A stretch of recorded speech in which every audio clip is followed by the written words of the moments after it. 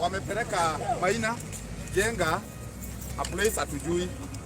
Sasa hivi mheshimiwa anakimbia ndio tujue. Hatujui Maina ako wapi.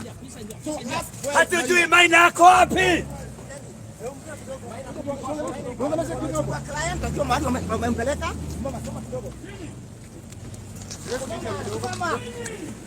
Wamechukua client, akijua mahali wamempeleka. Wamechukua client yangu.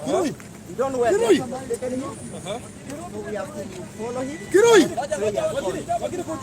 Kwa hiyo tunataka atujui wameiba client, wamechukua client, atujui koti wamempeleka, tumeenda kumtafuta. Hakuna kitu tumeenda tumefanya huko, tumekaa huko chini peke yake, hawajatuongelesha, hawajachukua statement yoyote. Twende. Wewe wakili. Naenda wapi? Where you going? Wameenda Kiambu. Wameenda Kiambu. Twende.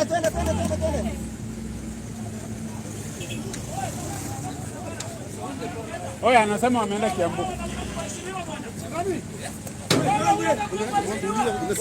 Wakili niambie. Unasema Maina yuko wapi? Maina hatujui amepelekwa wapi. Tunatarajia amepelekwa Kiambu kotini. Ameibiwa kama mwizi, hatujui mahali amepelekwa. Hatujui ameenda kumuua ama kufanya nini.